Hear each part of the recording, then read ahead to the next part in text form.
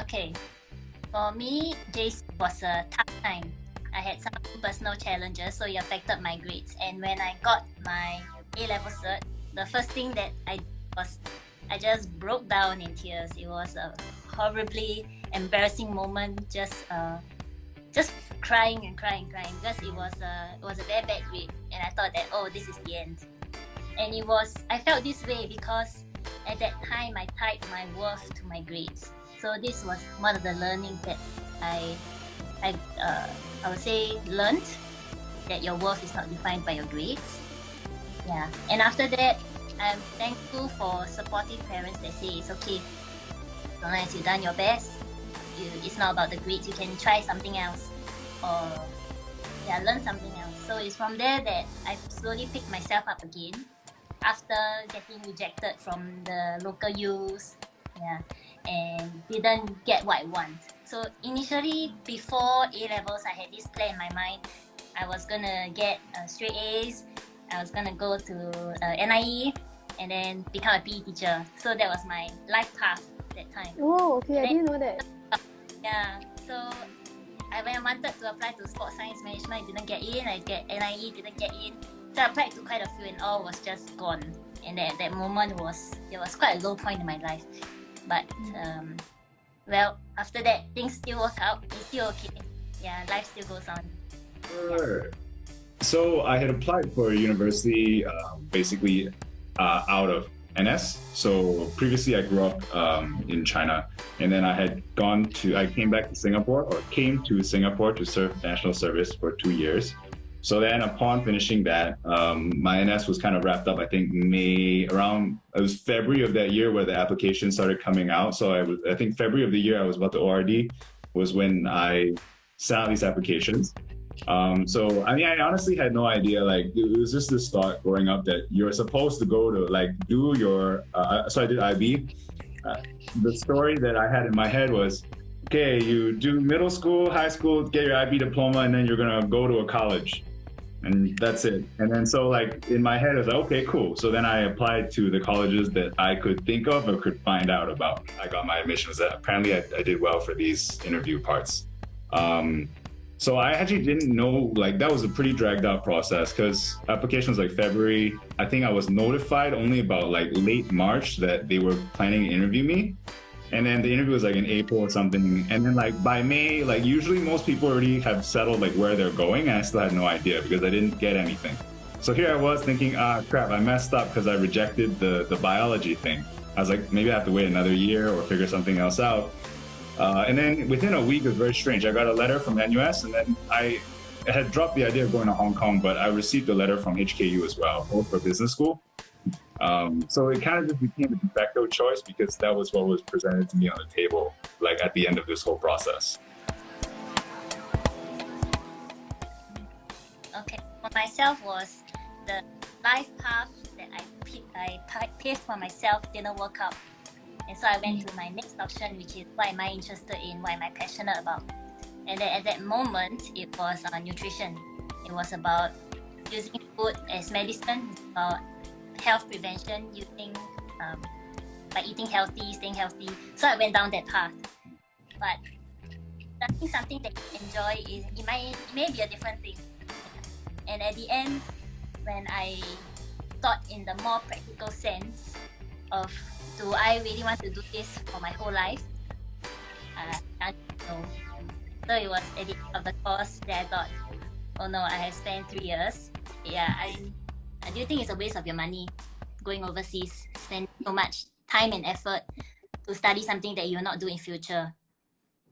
I would say it's not, because you learn through the process. I have grown a lot through studying something and exploring what I liked, what I didn't like. And so I wouldn't say it is a waste of the time that I did something that I'm not interested to do in future. Yeah. What it came down to was I had a couple of business school offers and a social science offer from SMU. And actually what had really happened was I tried to kind of like, I think the thing that I understood at the time was to try and seek advice from people around me, family members and all that. But I think what I came to find was that they didn't really have any input. Like they could, because I didn't really know what I wanted. It's just like I've always found school to be relatively like easy when I was interested in the thing. So then, like as a result, like I was just doing what I was good at based on the feedback people would give me. So as a result, like what that meant was over time, I couldn't really tell what I liked. I only knew what I was good at. And so when it came down to choosing a college thing, I didn't have a passion or anything I was looking for. Instead, I was just looking for things I was like kind of interested in, and then things that like I could do well. So sciences was something that I had a lot of teachers feedback to me while I was growing up that I was really good at. So that was why I applied to those, but I didn't want to do them. Then social science was the one where I had a real interest for, because I think I found myself having like a budding interest in psychology, history, philosophy, and just studying the arts and social sciences in general. A business school was more of a like, this is the thing that'll look good, or this is the thing that people are like, oh, this matters. And then so then I consulted my parents about it. My mom didn't have much of an input, and my dad, I think, had this thing about like he had this very kind of strong belief that you can do nothing with a social science degree, but a business school degree will set you up for whatever, right? And we had very heated arguments about it. It was a big back and forth, and in the end, it was more like I hadn't really chosen what I wanted. I kind of just settled for the thing that seemed to be, because I didn't really know, so I had no better way to decide. So I settled for a business school, and then choosing NUS ultimately was because I was convinced by the tours that I had taken that there was a campus life that I wanted to have. So maybe the degree is not what I want, but I think the life that I could have at NUS was intriguing enough for me to make that decision. I said to think science has no future. It's important. I agree. And so like if I were to make that decision again, I've been like, no, I would have done it completely differently. I would have gone down maybe that path, because I've realized that over time it's also what I intend to pursue or look for. Yeah. I would say speak to a trusted loved one, and to find out your strengths and your weaknesses. Go for career coaching. Go and find how do people think about what they think you are good at, and also career coaching point of view is to tie in your strengths and your ability, your ambition to what you can do in future. I feel both having the passion and the ambition plus the ability to do it well is very important. It's not all about, oh, I'm passionate about this, that I should do it. There needs to have the capability and the skills needed in order to fulfill it. So that's what I would do. It's to be more intentional with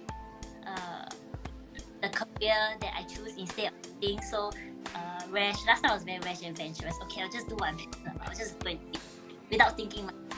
Yeah. I think one thing I didn't really understand how to do when I was younger was how to listen to my own inner voice. And I've come to learn that it's actually a very strong guide. It will tell you where you want to be, what you're passionate about, what causes you want to serve, what purpose you want to have, and also just things that excite you. And I think when I was younger, I didn't really, I understood it, but I didn't really trust it. And so when it came down to like major decisions, I had often defaulted the decision making to other people.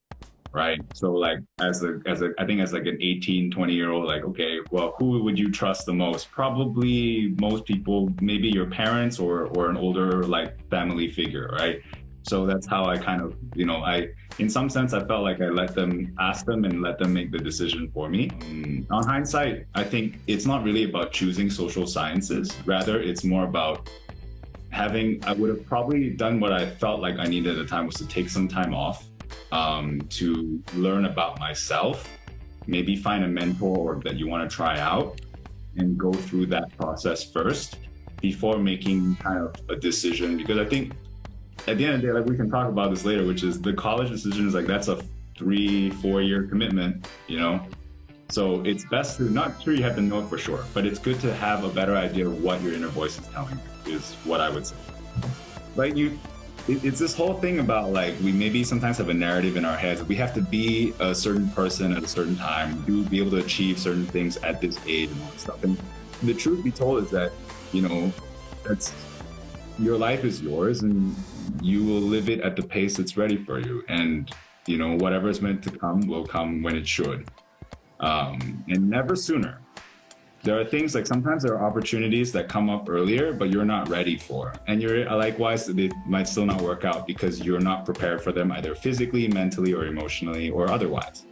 So I think if these things come at their own pace, and so take your time, do it at your own pace. If things are feeling too fast, slow down. If things are going too slow, speed up. Whatever it is, just listen to like what your body, your mind is telling you. Okay, I'll add on to what you say. I do agree that got time. Not saying that you're too old or you're not successful enough. Because if you were to go by society to judge me at this level, not earning any money at all, I will be because I had an income to be able to support myself, and I'm still paying school fees. But I believe that if I were to be 20 now, I will not be, because I've not gone through the process of eliminating what I did not like. If I went to it straight, I would have been like, what if I were here, what if I were there? But it's because through this process, I cancelled out, oh, I hate office job. I don't like to have lots of shallow conversations with people doing interviews. I prefer one-to-one connection by the bedside. I do not like to burn all my weekends just to do events. So it's about cancelling all these things and then finally narrowing down to what I really like. So the first thing I would say is, it's okay to be compassionate with yourself. Yes, maybe you got level results, you got your poly results and you didn't like it. It's not up to your standard, but it's okay. See if there's anything else that you're interested in, talk to people, and maybe you find your interest and your passion in something else. Yeah. So first point is to be compassionate to yourself. Second point is be intentional with the time you spend. I agree with Jeremy, take your time. Take your time, but do not waste your time. Yeah. My sister now, she's taking her gap year. I'm okay with gap year. I feel that gap year is useful if you are intentional about it. So what she did, she went to find a career coach, she went to do internships, and through the internship, she got the opportunity to speak to people in the field already, and she got the opportunity to step up and lead. And so you through all these little chances in your internship, in your work, that you find, hey, maybe I have a clearer idea of where I want now. And so I would say after this 1 year of her working, it's like, okay, she's ready to apply for uni. So it's okay to take 1 year off, but be intentional about it. Not just say, oh, I'm gonna stay at home, I'll wait till the moment comes that I'm very clear what I want to do. It doesn't happen this way. It takes work, it takes time and effort. And if you're curious about something, go and find about it, go and research, go and talk to people in the field. Yeah. And if you are trying to find a uni degree, why not go for the open house? There's a lot of NUS open house now. And then go to the website, look through the curriculum. Are you interested in the modules that you are taking? Because if you are not, it's gonna be very tough. But it plays a big part in your life because you bring meaning to the job. It has to mean something to you. Because if there's no strong why or the purpose behind the work that you do, or if the purpose of you doing this work is just for money, it's not sustainable. You will not find joy and meaning in what you do. Yeah. My gut has told me one thing is that you have to also find what works for you. So I think like me, I feel as though I've slowly found a process that's worked for me. And it sounds from like the way Esther described that she's found a process that's worked for her. And I think that's the most important thing is that you have to slowly find a process that works for you. So for some people that can mean like being very well planned out and thought out and having like a pathway in mind before attempting. And for some people it could be simply it's just trying. Just do a thing for a day. It's not a lot, right? Go to an open house, just go and see. And from there, at least you have an idea. It's like, okay, I kind of like it, I kind of don't like it. I'd like to add one more thing if that's okay. Yeah. Okay. It's not compare with others. The comparison game will rid you of your joy and give you happiness because you feel that you are not measuring up and you are trying to compete with them. There's no race. Everyone is running a race. So just run your own race. Let them do their thing. Be happy for them. Do not be bitter about them that in front of you. It's okay if they're earning more money, but yeah, I feel that's yeah, because comparison is the thief of joy. That's why I feel. Sure, right? Just with all these people in a community of 500 or 600 people, and over time you're going to do projects, you're going to try new things, you're going to play sports, you're going to have competitions, you're going to make friends, you're going to there's so many things about it, right? Just the opportunity to be there with a group of people for such a long period of time is very exciting. And if you find the right kind of, I think the college or the hall that suits your taste and also has the opportunities for you, you're going to find out things about yourself that you didn't know before. So one thing I discovered was, there are tangible things. So like I discovered skills that I didn't have. I think the ability to lead and manage a team, to look after people, to create like a sense of belonging. I think skills that I've never really had a chance to learn elsewhere. I learned tangibly. I also learned how to. Well, I realized I was actually pretty good in front of a mic.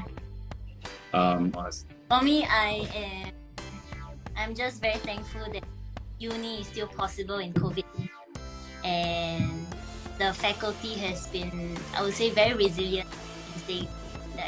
With the can-do attitude, that they are still able to go for things, still able to go back to school to have hands-on practice, and I would say the highlight of my uni life would be my friends, the friends that I never expected to form bonds with, and I would say they are quite solid quality friends that I've met through experience. Yeah, because I was very afraid. I'm 27. I'm going in with like 20, 21-year-olds, so it was a completely new generation, I was just very, very scared entering it. But then, I'm just very thankful for friends that make sure that everyone is not lonely, even though we are studying alone at home. I still have a study buddy that we keep each other accountable. So study sessions are on Zoom, but that's okay, kind of learning. So, I would say have a study system, because it can get very overwhelming seeing that all lectures are online, and you have to figure things out by yourself. Unless you reach out for help. So what helped me is to, first of all, take care of the most basic needs. Make sure that you get out, run once in a while to get some breather. And at home, when studying at home, is to set boundaries, because it can be lecture time and then suddenly the door opens. Yes, I want to. Then I'm like, no, I'm in lecture. No. So I had this. My sister made me this "do not disturb" sign. Nice. I paste on my door when it's lecture time, so they know, okay, now it's not time to disturb. So that has helped to set a very healthy boundary and it's to be intentional with meeting your friends. Because everyone is alone, everyone is struggling, so you never have to reach out and ask if they're okay also. And after that, you never know. I tend to get the support that I need when I reach out.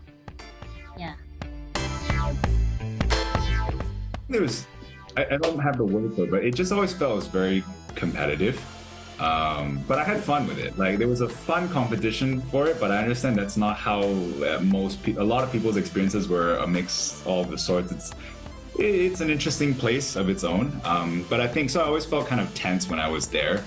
Always feeling like I needed to kind of prove myself or say the next right thing when the professors were asking, or be useful in meetings. When I was in college, though, those experiences, I think the word I would use was, I was always kind of just ecstatic, joyful, are probably the words I would use. It was a place to relax. I was always surrounded by friends, always something to do, something to see, very exciting. And it had a lot of chances to dream really big. So I think ecstatic and joy are probably how I would describe those times, the time I spent there. Nice. So from nervous to ecstatic and joyful? Yeah, very much. Nice. How about Esther? I'd say from disappointment and loss to being hopeful and excited also. Uni life is a great time if you choose to let it be. Yeah, just go and get whatever experiences you have. Uni has so many things to try out. There are many clubs, many volunteer opportunities. Yeah, it can be fun even in COVID times. Yeah. And Nice. yeah, it's definitely nervous getting into a new environment where you don't know anybody and you are also not sure that you have done the right course. I would say that even when I came into nursing, I had no idea it is suited me. It was only after 1 year that I had confirmation that, okay, this is what I want to do. So even if you go into your first do a bit like blur and not so sure, it's okay. Keep trusting the process and find out if you do enjoy it. But just make sure you pace yourself, because if you want to do all these things, and sure, you can try, but if you're sleeping 3 hours a night and you burn out, or you're in the hospital by the end of the semester, then like, great, you know, that's not going to be working. So pace yourself, take your time, but whatever's interesting or what's exciting, kind of go after it. You know, like if an opportunity presents itself or something seems really fun to do, go try it.